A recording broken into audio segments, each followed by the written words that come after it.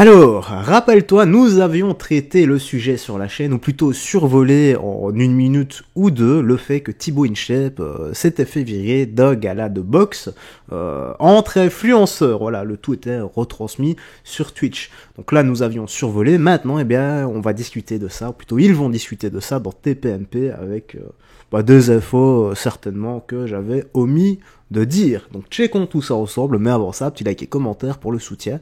La force et le référencement. Let's go, nous sommes partis et je me tais. Je réagirai si je dois réagir. On va revenir sur Thibaut InShape. Est-ce que ça vous choque cette histoire? Voilà, il a des idées de droite, donc il a été viré d'un grand événement sportif. Mais alors je vais vous dire, qu'il ait des idées de droite ou pas, qu'il soit viré d'un grand événement sportif, là vraiment, ça devient n'importe quoi, les mecs, n'importe quoi. Oui, Guillaume, j'entends. Alors déjà, il n'a jamais dit qu'il votait à droite. Mais au-delà de ça, donc c'est un préjugé. Et quand bien même s'il avait des idées de droite, quel est le problème? Et est-ce qu'on aurait dit la même chose s'il avait des idées de gauche de manière très assumée? Non, mais donc évidemment que non. Donc des idées de droite. Donc si vous prenez tous les partis de droite, ça veut dire qu'on met environ 15 à 20 millions de Français de côté. On dit bah eux, on veut le ballon, on leur parle pas. Ils font pas d'ailleurs, ils font rien. Hein, voilà, ils veulent acheter le pain demain matin. Ah non, vous êtes de droite, non, c'est bon là, merci. Mais c'est ça qui est terrible, c'est qu'une majorité, enfin une quasi-majorité des Français pensent à droite, votent à droite. Il y a 11 millions, parce qu'on parle très souvent du RN, des Français qui votent pour le RN. Si vous avez le malheur de dire en tant que personnalité publique que vous pensez comme le RN, vous perdez votre travail, notamment dans les métiers du spectacle, dans la télévision. On l'a vu avec Jean-François Aquili il y a quelques mois. C'est dramatique. Quand est-ce qu'on va arrêter ça? On a le droit de dire. Jean-François Aquili, on va rappeler. Qui est un journaliste de France, du service public, de France Info, qui aurait proposé à Jordan Bardella de coécrire un livre avec lui. Ça s'est même pas fait. Il s'est fait virer de France Info. C'est tout simplement honteux. Et ce qui m'énerve d'autant plus, si encore c'était pareil pour la gauche. Mais non, combien d'acteurs on voit dans les meetings de gauche qui continuent à bosser, qui sont mis en avant, etc. Ce deux poids deux mesures est insupportable. C'est ça. Non, mais Yvan Le Bolloc, parce que oui, ça, lui, Yvan Le Bolloc, bien sûr, mais il y en a plein. Sur nous toute la journée. Parce que d'ailleurs, c'est même plus un artiste. Lui, il fait partie de la France Insoumise, Yvan Le Bolloc. Il fait de la guitare. Artiste, bon, il fait plus grand chose. Il fait de la guitare. Il fait de la guitare, oui, chez lui. Moi aussi, je fais de la guitare au coin du feu. Un peu de guitare. Les mecs, il fait de la guitare, oui. La guitare. Yvan Le Bolloc, il fait de la guitare où? Je crois, mais Porte de Passy. Dans le métro Porte de Passy. Non, et les membres du RN et de Reconquête sont très courageux parce que ils osent, entre guillemets, sortir du bois. Il y a plein de personnalités, plein de Français qui pensent comme eux, mais qui, par peur de perdre leur emploi, ne le font pas. C'est une réalité. Moi, j'ai parlé avec plein de gens qui disaient, voilà, moi, je voudrais rejoindre le RN, je voudrais dire que je vote RN ou Reconquête, et j'ai peur parce que je vais perdre mon emploi. Bernard Montiel. Je trouve ça lamentable de politiser un événement sportif, quoi qu'il en soit.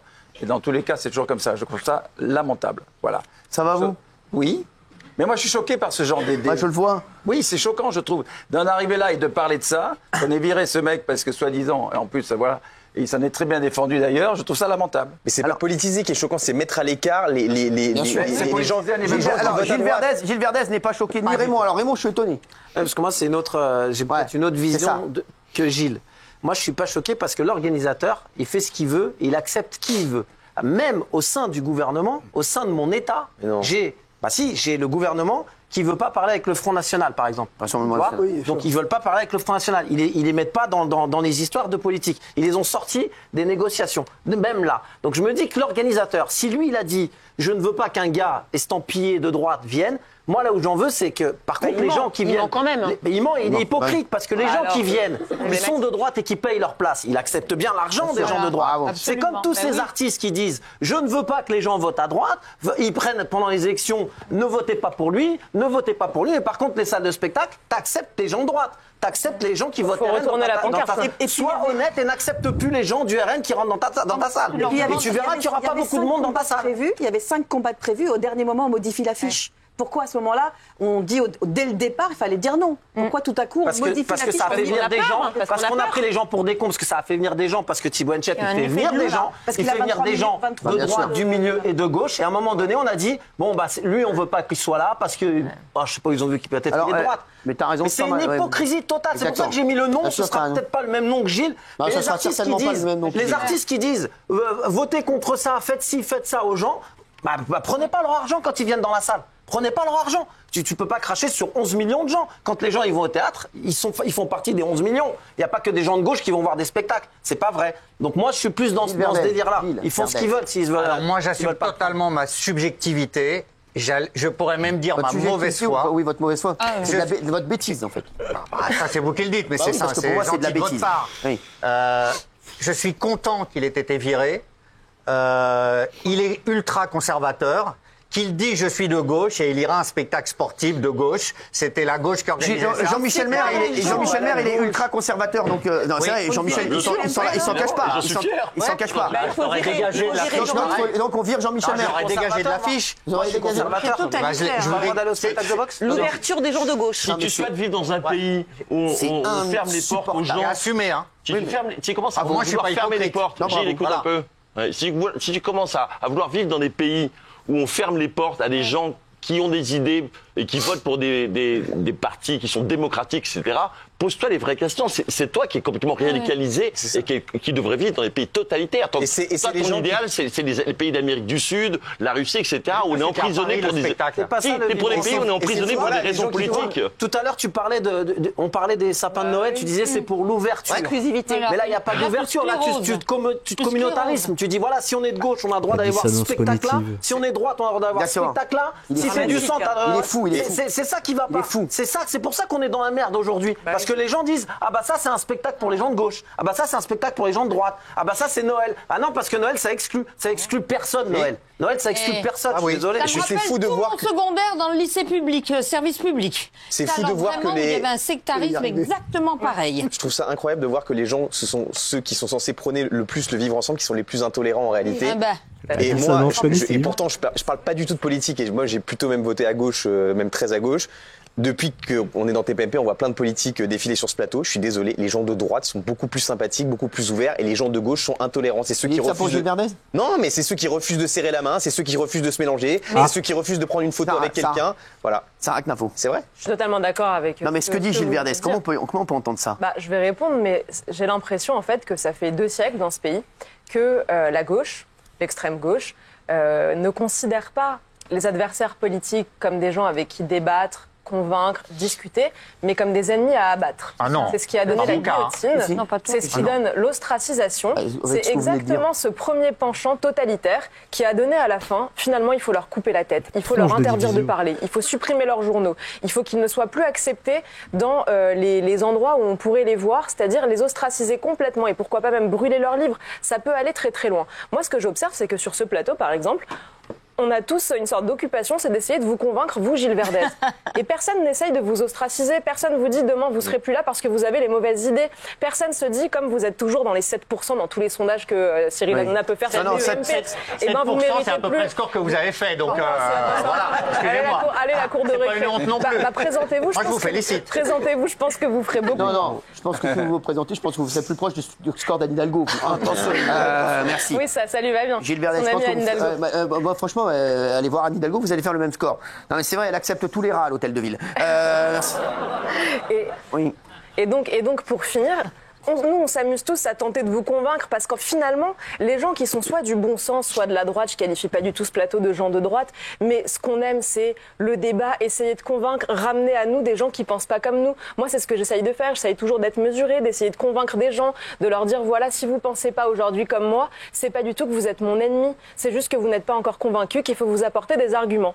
À gauche, c'est tout le contraire. À gauche, c'est on veut sûrement pas qu'ils aient le droit à la parole. Il faut pas qu'ils s'expriment. Et alors, ce qui est très fort avec la gauche, c'est qu'ils ont réussi à inverser le sens des mots. Quand on dit neutralité, par exemple, aujourd'hui, ça veut dire être de gauche. Et on n'est pas neutre dès qu'on est de droite. Mais en revanche, si on est de gauche, ça on accepte, c'est la neutralité. Et il y a plusieurs endroits où je pense que ça devrait rester des sanctuaires. Les gens peuvent penser ce qu'ils veulent, tant qu'il n'y a pas de propagande, c'est pas un problème. C'est le sport et c'est l'école. À l'école, si vous avez une enseignante qui est en son fort intérieur de droite, elle vote pour qui elle veut ou elle vote à gauche, peu m'importe. Tant qu'elle n'essaye pas d'enseigner aux enfants, de les endoctriner, c'est pas mon problème. Pareil pour le sport, on ne devrait pas se soucier de leurs opinions politiques. Fabrice Divizio. Alors, moi, c'est drôle parce que j'ai vécu quelque chose de cet ordre. Vous savez que j'ai créé une modeste chaîne YouTube qui commence à prendre avec des programmateurs sur la vision chrétienne de l'actualité. Comment l'Église voit l'actualité. Et donc, on a des programmateurs et qui on invite des gens, personnalités. Et on s'est vu répondre plusieurs fois ah ben non, je ne peux pas venir parce que Divizio, il est de droite. Non. Ce que j'ai appris d'ailleurs. Ah ouais. C'est-à-dire qu'on nous dit, effectivement, mais des gens d'église, hein.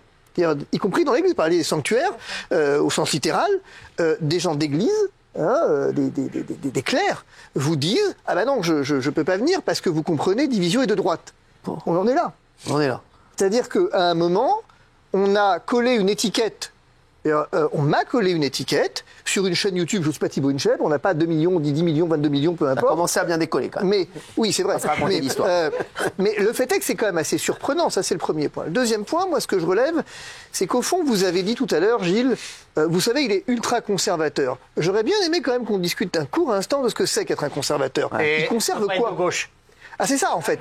Donc en fait, ce que vous expliquez. Aujourd'hui, c'est une connerie toutes les 2 Alors, minutes. on va je voudrais. Non, mais c'est incroyable. Finalement, on va prendre le problème à l'envers. Et à gauche, tu as des social traîtres, y compris dans ton propre camp. Voilà. Mais on va prendre le problème. Alors, prenons le problème à l'envers. Non, mais je m'en doute. Prenons le problème à l'envers. Parce que les gens de droite ne disent jamais je suis de droite. Monsieur Divisio, que je respecte profondément, vous êtes de droite et vous ne dites jamais. Jean-Michel Maire, il a dit. Non, c'est pas ça. Ah non, je dis pas. Non. Ah non. Alors là. Là-dessus, avec moi, s'il y a bien un mec qui assume absolument tout, c'est moi. Simplement, il m'avait semblé comprendre dans ce pays, que le vote était secret. Donc qu'est-ce que j'en ai à foutre de savoir si je suis de droite ou de gauche? Ça change quelque chose? Et ben vous voyez, c'est ça la différence. La différence, elle est là. C'est que moi, ce que vous votez, ce que vous pensez, ne m'intéresse pas. S'en fout total. Moi, ce qui m'intéresse, c'est ce que vous êtes. Tu vas retrouver Fatih ce soir. Non, mais attendez, je rigole pas avec ça. Ce qui m'intéresse, c'est ce que vous êtes. Peu importe si vous êtes de gauche ou de droite. C'est pas ça. On a le droit d'être d'accord avec vous sur un certain nombre de points, être en désaccord, sans forcément coller des étiquettes. C'est comme ça que naissent toutes les ostratisations.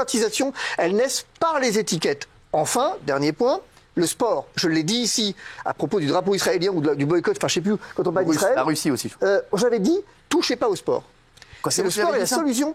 J'ai dit le sport et c'est la solution, pas le problème. Dégagez le sport de toute influence politique et laissez les gamins rêver avec le sport. Le sport, c'est le lieu par excellence où on respecte l'autre dans sa différence. Et pour avoir fait du sport à très haut niveau, c'est le lieu où la question de la gauche, la droite, du petit, des grands. L'équitation. Vous n'avez pas fait les Jeux Olympiques non plus. Il a fait de l'équitation. Je vous rassure. Calme-toi. J'ai vu encore la semaine dernière en bois de Vincennes monter tempête, je peux te dire que tu Je vais vous répondre là-dessus. quelqu'un. Je vous rassure, s'agissant des Jeux Olympiques, vous n'êtes pas prêt de les faire non plus. Donc là-dessus, vous voyez qu'on peut être d'accord. Si, il peut faire les Jeux Olympiques de la connerie ici. C'est ça. N'empêche que si vous voulez. Il aurait des médailles là. Mais en fait, ça témoigne aussi d'un dernier point. Le Léon Marchand là. Ce que ça témoigne, c'est en fait d'une distanciation entre la France d'un côté et quelques élites de l'autre. Et je rappelle qu'un trait égale danger. C'est ça. Deux traits égale sécurité. En fait, tout ça, c'est rien. Tous ces mecs, c'est rien, quoi. Qui Verdès. Bah non, mais oui, Gilles Verdès aussi, d'accord. Mais indépendamment. Non, moi. Hein? Pourquoi je suis rien? Parce que c'est vrai. Non. Moi, je vous respecte. Hein. Oui, ça se voit. Comment il a ça sans pression? Finalement, on se rend compte que dans la démocratie, ça a de moins en moins d'impact, qui sont plus du tout une forme d'autorité morale que les gens respectent. Ça n'est plus le mainstream. C'est ça. Quand on voit la victoire de Donald Trump, il a gagné contre tout Hollywood, contre tous les rappeurs, contre tous les acteurs, contre toutes les stars de télé. Exactement. Et finalement, le peuple s'est dit, c'est plutôt lui qui est de notre côté que les stars du cinéma qui viennent pour aller dans ce sens-là, alors qu'ils gagnent des millions de dollars tous les ans et qui viennent nous apprendre que nous, on est des méchants. Et regardez, pour abonder dans ce sens-là, juste là-dessus, le sondage qui est paru aujourd'hui, là. Le sondage qui est paru aujourd'hui, qui donne quand même le RN vainqueur, va premier tour 37-38%, je sais plus, alors qu'on passe son temps à ostraciser le RN. Donc on voit bien qu'il y a d'un côté la France. C'est pas la bonne solution. Il y a la France qui pense et la France qui parle, et c'est rarement les deux, c'est rarement les mêmes. La France qui pense, la France qui parle. Il est en record saison, Gilles Verdez. Oui, il est en record saison. Et Gilles, tu m'as dit tout à l'heure que j'étais de droite, je m'en cache pas, et que j'étais conservateur. Et toi, je m'en flatte parce que moi, tous les jours, j'arrive au bureau, je t'apporte ton café tous les jours. Et toi, si j'écoutais tes idées, tu m'empêcherais de rentrer à TPMP parce que tu veux exclure des gens qui sont de droite. C'est la différence entre nous deux. J'adore.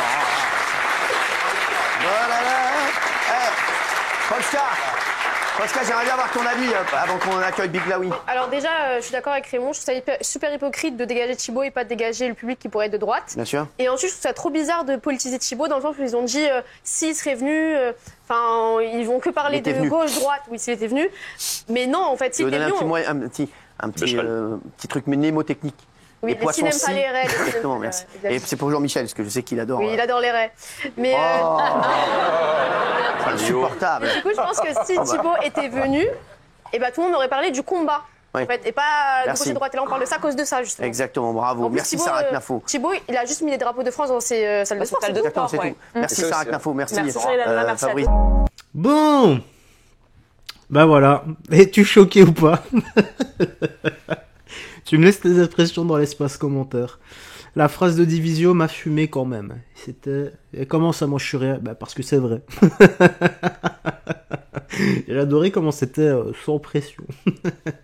Bon allez, prends soin de toi, des gens que tu aimes, n'hésite pas à réagir, et moi je te dis à la prochaine pour d'autres vidéos.